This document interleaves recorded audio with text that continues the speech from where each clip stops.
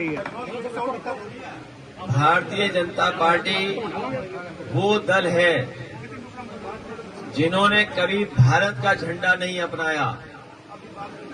उनकी mother party, उनके संगी साथी, अनरजिस्टर्ड अंडरग्राउंड लोगों ने कभी भारत का झंडा स्वीकार नहीं किया था।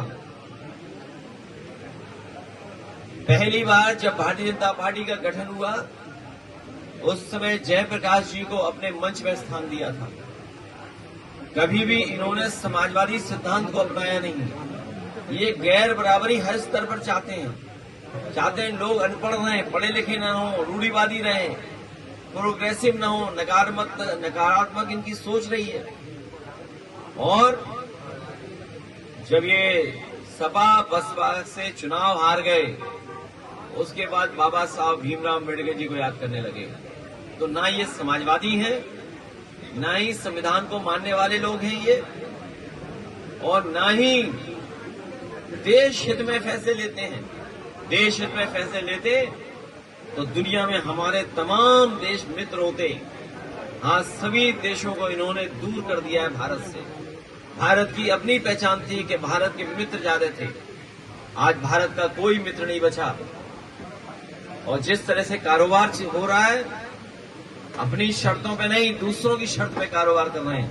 हमारी अर्थव्यवस्था को भी चौपट कर रहे हैं। और एक कदम और आगे चले गए। अमेरिका से ये आलू मंगाएंगे, चिप्स मंगाएंगे, पीने का पानी मंगाएंगे, बीज मंगाएंगे, कीटनाशक दवाइयां मंगाएंगे, आपके फल सब्जी मंगाएंगे, ड्राई फ्रूट मंगाएंगे और घास भी मंगाएंगे, जानवर का चारा, मुर्गी का दाना भी मंगाएंगे ये लोग। बाद में दूध दही भी मंगाने लगेंगे। तो सोचिए हमारे किसानों का और कारोबारियों का क्या होगा। लोकसभा और राज्यसभा में महिलाओं को समानता देने की बात करें, आपको लगता है कि समाजवादी पार्टी भी इस पक्ष में है कि महिलाओं को आरक्षण मिले, महिलाओं को सम्मान मिले, महिलाओं को अधिकार मिले। लेकिन जब आबादी के हिसाब से देने की बात आ रही है और जब गिनती ही गलत है इनकी, जब 2011 की गिनती कर रहे हैं और आज 2026 में आज जब बिल आएगा तो सोचिए आधी आबादी की आबादी कितनी बढ़ गई होगी। जब आबादी बढ़ गई है और चीजें बदल गई हैं, ज्योग्राफिकल भौगोलिक दृष्टि में चीजें बदल गई हैं, तो इनमें इनकी नियति नहीं है आरक्षण देने की। जब संख्या ही गलत है, आकलन ही गलत है, जहां से जिस जमीन से शुरुआत कर रहे हैं वही गलत है, तो बताइए कितना लाभ पहुंचेगा हमारी माताओं बहनों का। इसलिए 2026 में सेंसस शुरू हो गया है। नए सेंसस के साथ जब हमारी माताएं बहनों को, महिलाओं को आरक्षण मिलने जा रहा है तो नई आबादी जो हो गई है उसकी गिनती कर करके इनको आरक्षण मिलना चाहिए।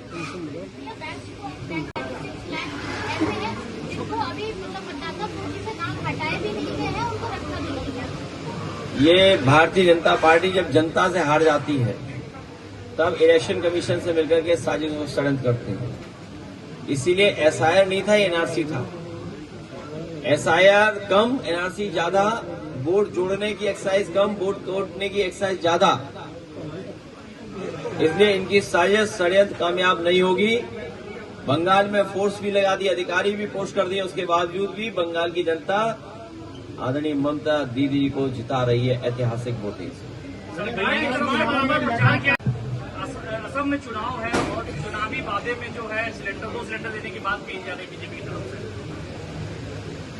ये खाली सिलेंडर तो दे सकते हैं, भरे सिलेंडर नहीं दे पाएंगे। सुना है कि जैसे खाद की बोरी में चोरी की है इन्होंने, सिलेंडर आप नब्बा लो, वजन कम नहीं, वजन कम है। और सुना है कि केरोसिन बिकने लगा है, इंडक्शन वाली ये सब बिकने लगी हैं चीजें, इंडक्शन प्लेटें बिकने लगी। तो सोचिए कितना बड़ा संकट आने वाला है। डीजल पेट्रोल में तो लाइनें हमने देखी और कीमतें भी बढ़ रही हैं। और मैं आपको कह करके जा रहा हूं, जिस समय इन स्टेट्स का चुनाव खत्म हो जाएगा, डीजल पेट्रोल अपने आप महंगा हो जाएगा। भैया, स्मार्ट मीटर को लेकर लगातार जनता ये कहती है कि बिल अधिक आ रहा है। कल भाजपा के जिलाध्यक्ष ने भी इस बात को स्वीकारा और एक लेटर लिखा है कि भाजपा की जो छवि है वो धूमिल हो रही है और बिल में जो गड़बड़ी है वो कम की जाए स्मार्ट मीटर को लेकर। बीजेपी से क्या भरोसा करोगे?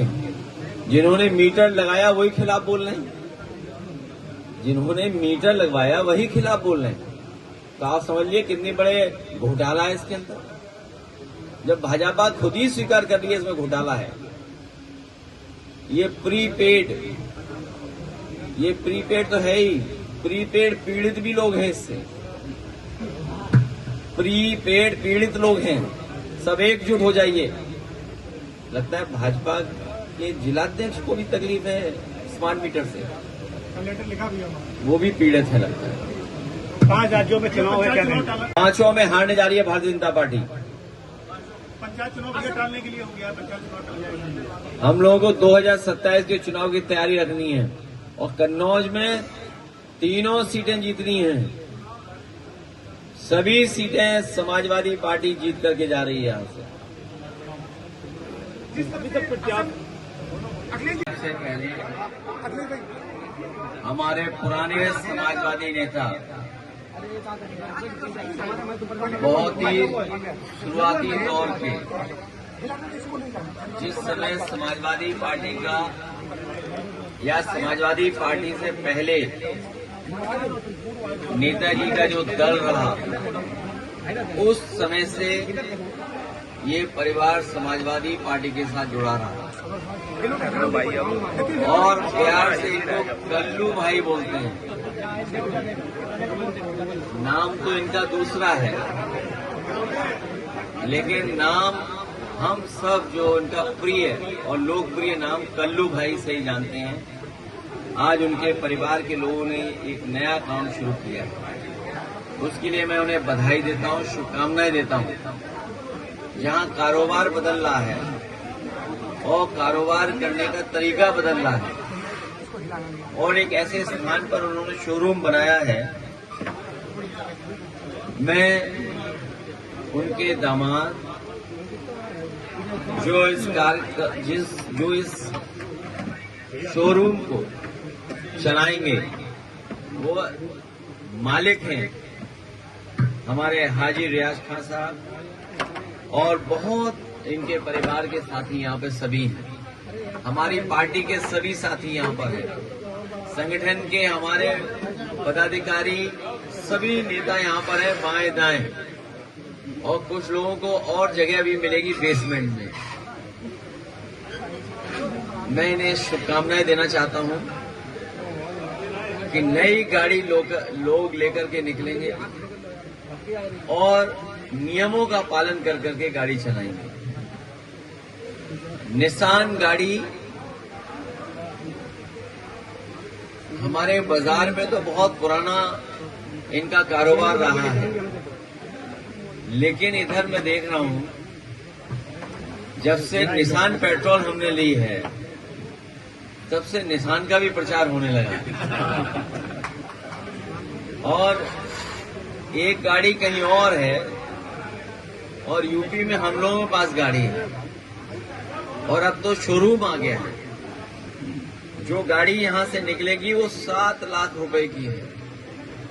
सरकार का टैक्स कम रहे तो और सस्ती हो जाएगी गाड़ी। 7 लाख में अगर जो हिसाब किताब लगाया जाएगा तो कम से कम आधा टैक्स में जा रहा होगा और पेट्रोल से चलने वाली है। हम सब लोग जब शोरूम में बैठे हैं तो यही अपील करेंगे कि ईरान और अमेरिका का वॉर खत्म हो जाए। जो बेगुनाह लोगों की जान जा रही है, नुकसान हो रहा है, जो बड़े पैमाने पर लोगों की जान गई है या बड़े पैमाने पर नुकसान हो रहा है, उसकी भरपाई कभी नहीं हो पाएगी। हम समाजवादी लोग हमेशा वॉर के खिलाफ रहे हैं, इसलिए जल्दी से जल्दी युद्ध खत्म हो। युद्ध खत्म होगा तो जो अर्थव्यवस्थाएं देशों की खराब हो रही हैं वो भी सुधरेंगी और हमारे देश की तो अर्थव्यवस्था और खराब हो जाएगी अगर युद्ध नहीं रुकेगा तो।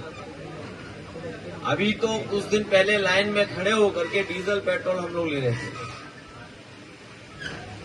गैस के संकट अभी भी है और कई शहरों से तस्वीरें आती हैं कि अभी पर्याप्त गैस नहीं है, न पर्याप्त सिलेंडर है, जिससे लोगों को तकलीफ और परेशानी हो रही है।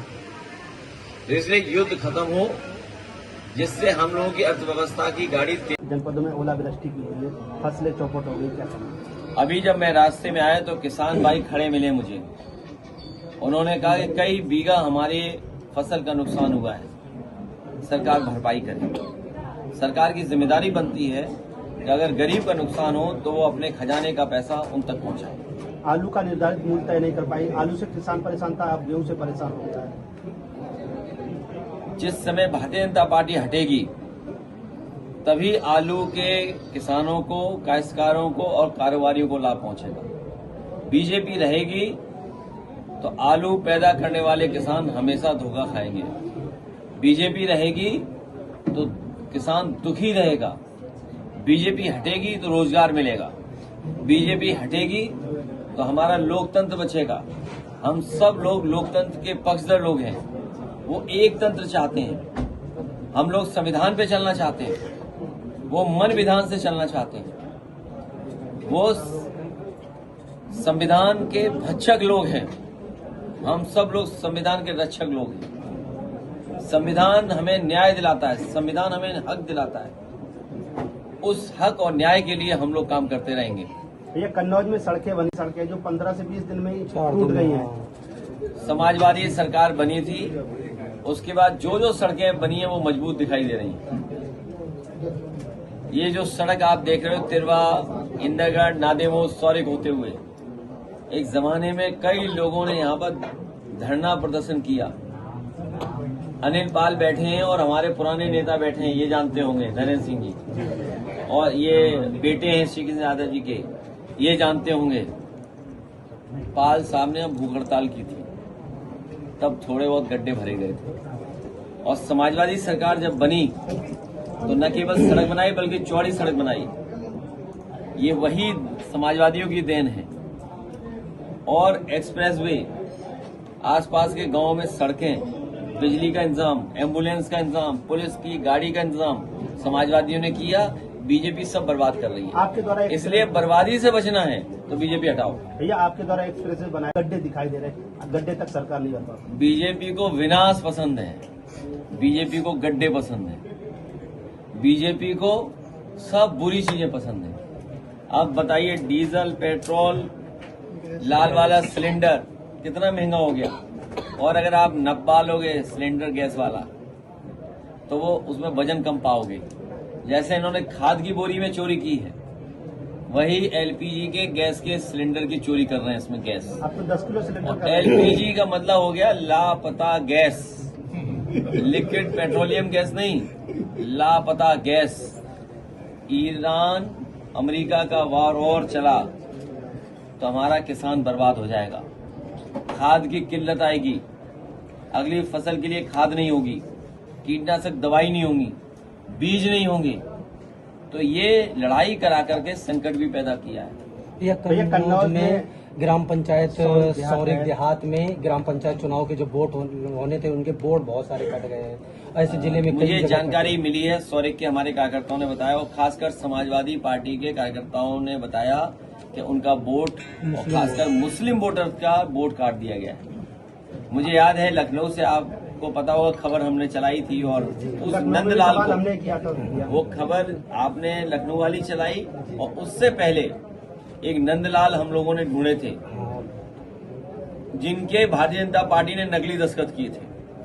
वो अंगूठा मारते हैं, उनके दस्तखत बीजेपी ने करा लिए, हम लोगों ने पकड़ लिया, वो भी मुस्लिम वोट कटवा रहे थे। इसी तरह एक दशरथ थे समीरनगर विधानसभा में, कई 100 वोट वो कटवा रहे थे, पकड़ लिया हम लोगों ने। एरवा कटरा के बगल में ब्लॉक है, हमारा नगर अध्यक्ष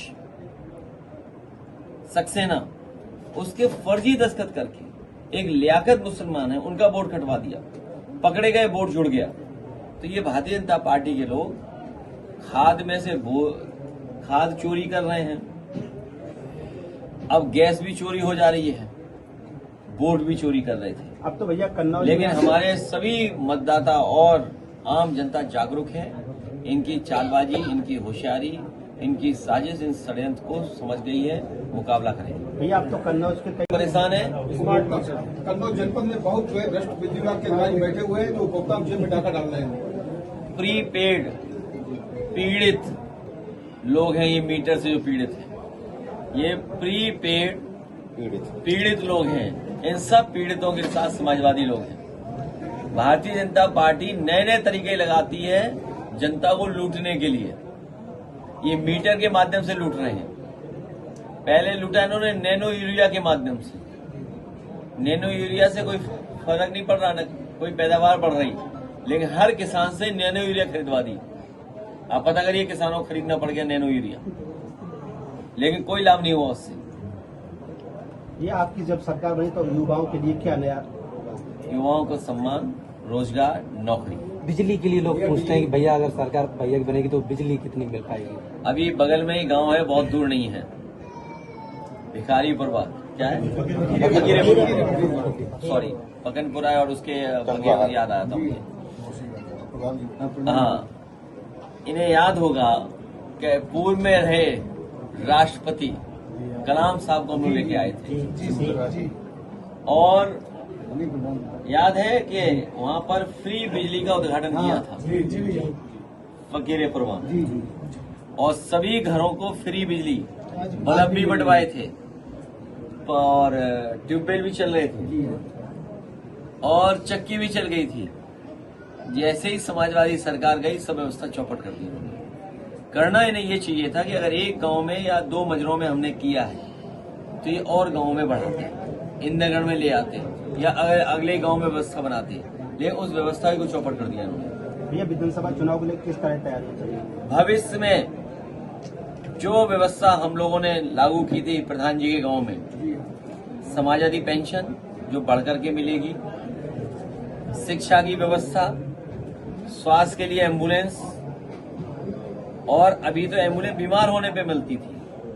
भविष्य में अगर कोई गांव में चाहेगा कि उसके परिवार के लोगों का चेकअप हो जाए, बीमारी के लिए ले जाना है चेकअप कराने के लिए मेडिकल कॉलेज, तो वो मेडिकल कॉलेज में डायल 100 जैसी गाड़ियां रखेंगे।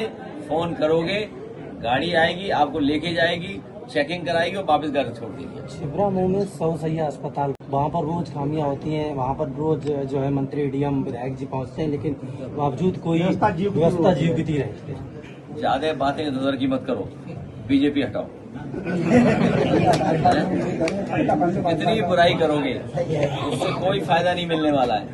एक ही लक्ष्य, एक ही काम हम सब लोग मिलकर करें कि बीजेपी को उत्तर प्रदेश से हटाएं। तभी लोकतंत्र बचेगा, तभी रोजगार मिलेंगे, तभी नौकरी मिलेगी, तभी महंगाई रुकेगी। भैया सरकार बनने पर मीडिया के लिए कुछ होगा? मीडिया के लिए कैश फ्री नहीं, कैश का इंतजाम किया जाएगा। इनको कैश फ्री सेवा मिल रही है, वो नहीं, कैश के साथ सेवा होगी। अभी तो आस्तीनी चैनलों से बचो, पहले आस्तीनी चैनलों से। वो आस्तीनी चैनल छोटे चैनलों को खाए जा रहे हैं, तो इनके लिए विशेष योजना चला करके, हालांकि एक सामान्य जगह पर हम लोग बैठ के बात कर रहे हैं, लेकिन बड़ी योजना है, कभी लखनऊ से इसको हम कहेंगे। जिस तरीके से बीबीसी यूनाइटेड किंगडम में कोऑपरेटिव के माध्यम से वो चैनल चलता है, भविष्य में हम पत्रकारों को मालिक बनाने का काम करेंगे। ये पत्रकार जो मालिकों के नीचे काम कर रहे हैं, तो कभी कभी इनकी नौकरी छिन जाती है। तो जिस तरीके से लखनऊ से पत्रकार आए हैं, बीबीसी की व्यवस्था चल रही है इंग्लैंड में, आज भी उसकी क्रेडिबिलिटी है। आज भी बीबीसी की एक क्रेडिबिलिटी, एक धमक है, एक उसके सच के साथ खड़े होने की अभी भी ताकत है उसके अंदर, और चैनलों में इतनी नहीं है। इसलिए अपने ये जो पत्रकार साथी हैं, ये भी नौकरी कर रहे हैं। नई व्यवस्था के अंदर ये सब मालिक होंगे, क्योंकि जितनी सच्चाई से हम न्यूज चलाएंगे, जितनी सच्चाई से न्यूज पहुंचाएंगे उतना हमारा एडमिनिस्ट्रेशन और सिस्टम बेहतर होगा। बीजेपी के लोग सिस्टम और एडमिनिस्ट्रेशन को खा जा रहे हैं, ऐसो अपना चाहते हैं, न्याय नहीं कर रहे, तहसील में न्याय नहीं मिल रहा, अस्पताल में बता रहे डॉक्टर न्याय नहीं दे रहे, इलाज नहीं कर रहे, तो इसलिए आप लोगों को मालिक बनाया जाएगा। ठीक है, धन्यवाद। SIR कम, NRC ज्यादा, वोट जोड़ने की एक्सरसाइज कम, वोट तोड़ने की एक्सरसाइज ज्यादा, इसलिए इनकी साजिश षड्यंत्र कामयाब नहीं होगी। बंगाल में फोर्स भी लगा दी, अधिकारी भी पोस्ट कर दिए, उसके बावजूद भी बंगाल की जनता आदरणीय ममता दीदी को जिता रही है ऐतिहासिक वोटें से।